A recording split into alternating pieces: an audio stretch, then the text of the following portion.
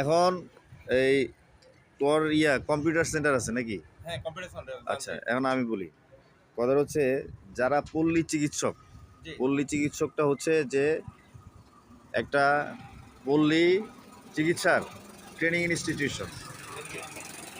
ওই ধরনের man power লাগবে, ওই ধরনের ম্যান পাওয়ার ইয়াং জেনারেশন যারা আছে এদেরকে অ্যারেঞ্জ করতে হবে। পারবা অ্যারেঞ্জ করতে?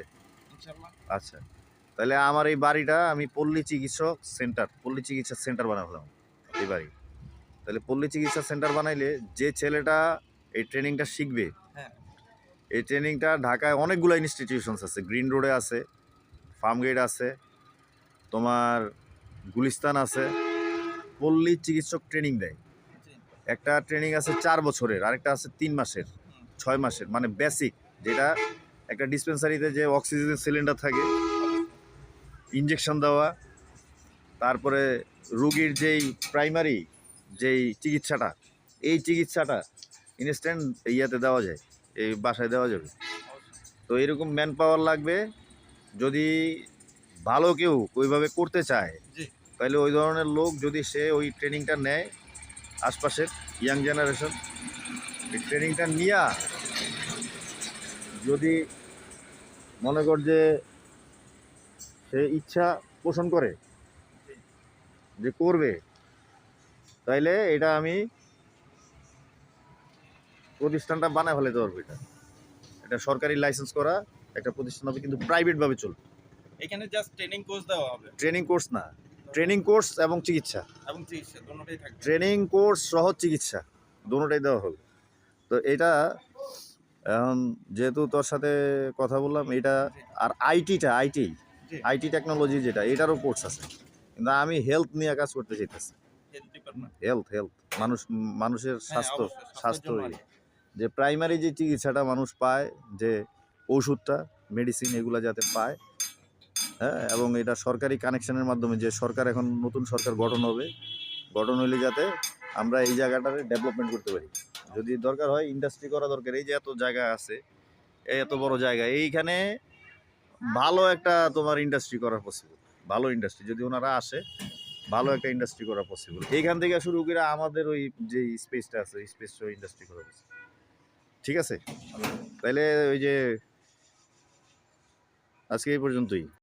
যে কোর্সটা করবে গভর্নমেন্টের, এই কোর্সের ডাক্তাররা, এমবিবিএস ডাক্তাররা যেমন এমবিবিএস কমপ্লিট করার পরে ঢাকা বিশ্ববিদ্যালয়ের সার্টিফিকেট পায়, তারপরে আরও বড় বড় ডিগ্রি কমপ্লিট করে। কিন্তু এটা হচ্ছে পল্লী চিকিৎসক। পল্লী চিকিৎসক বলতে যাতে প্রাইমারি যে চিকিৎসাটা পায়, যেমন ইঞ্জেকশন দেওয়া, ইমার্জেন্সি কোনো রুগীর যেমন হ্যাপাটাইটিস, টাইফয়েড, জন্ডিস, তারপরে এই কলেরা, তারপরে মনে করো প্রাইমারিলি হার্টের সমস্যা, তারপরে মানুষের মানে কত রকমের মানে অসুখ বিসুখ হয় মানুষের। এই অসুখ বিসুখগুলোর প্রাইমারি যেই প্রাথমিক যে চিকিৎসাটা, এই প্রাথমিক চিকিৎসাটা কমপ্লিট হইলে, তখন যদি কোনো মানুষের ও প্রাইমারি চিকিৎসাটা করার মতো যেই যোগ্যতা, এই যোগ্যতা সার্টিফিকেট গভর্নমেন্টভাবে প্রোভাইড করা হয়।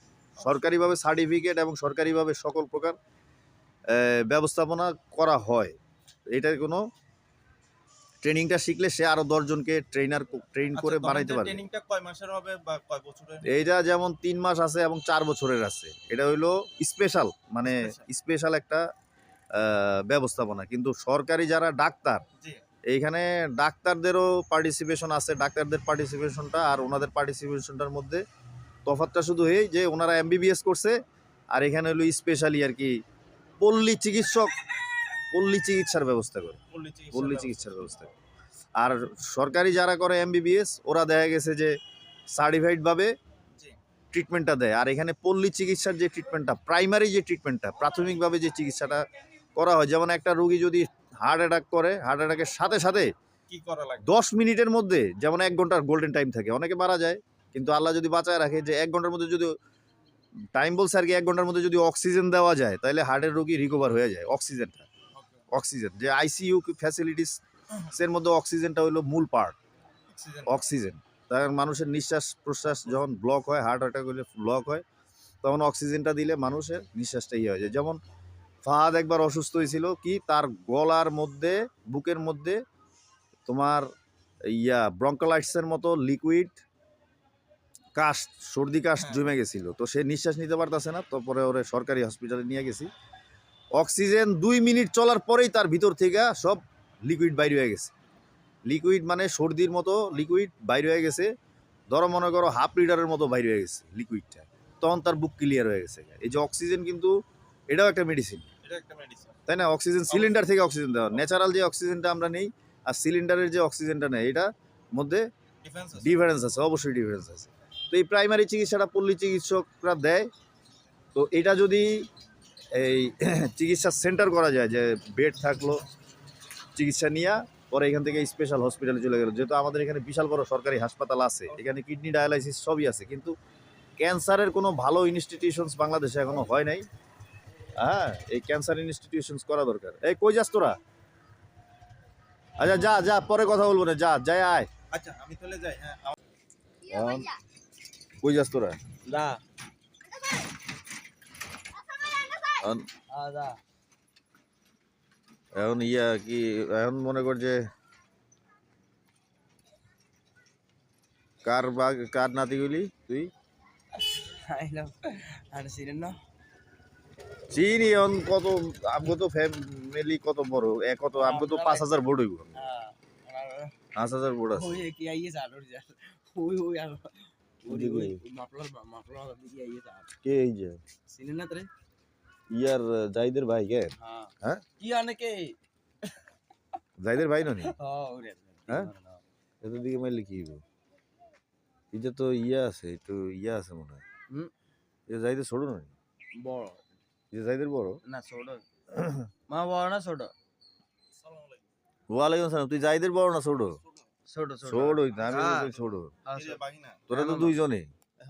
হ্যাঁ ব্লগ নি করেন?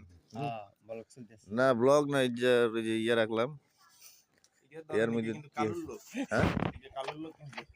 কালুর লোক সারা দেশ চলতো না তো। নানার বিয়া। হ্যাঁ তা আপনি আর নানা তো ভাই। ভাইটা আমি বুঝলে কইলাম তো মনমেনার কি অবস্থা? হেতার বড় হ্যাঁ হ্যাঁ, হেতার আঞ্জিবাদ বিয়ে করা হয় বিয়ে খাইছি আই আলহামদুলিল্লাহ। আমগুলো দোয়া করি। নন যাইতে আছেন বাজারে? বাজে ভাত নাই ভাই আচ্ছা, ওইলে যাই একটু বাজারের মধ্যে জান আল্লাহ ভরসা, দোয়া করি।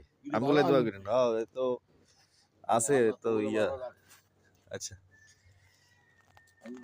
মনু মিয়া নানা।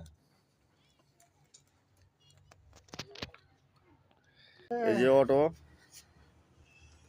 বয় বয়। এখন শরীর ভালো? কথা কো আমার লোকে, শরীর ভালো তো? তুই তো মামু হবি আমার, মামা। মামা তো আমার সমান। হ্যাঁ, এখন অটো চলে ঠিক মতো? টাকা পয়সা আহে? অটো ভাড়া ডেইলি ভাড়া কত দেয়? ভাড়া কত আসে? তাহলে আমার একটা ভিডিও কর। দোয়া করিস মামা। এখন কি বাজারে যাইতেছো? চা খাই আমি, 10 টাকা দিয়ে চা খাই।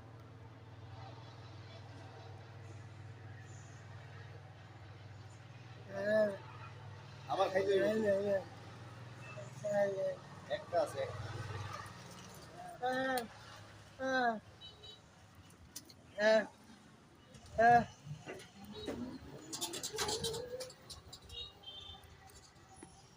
কাটিস?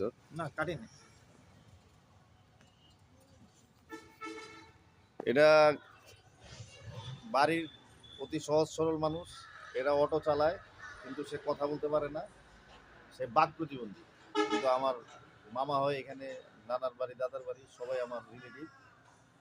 তো সে আমার দেখলেই জড়ায় ধরে, সব ভালোবাসে।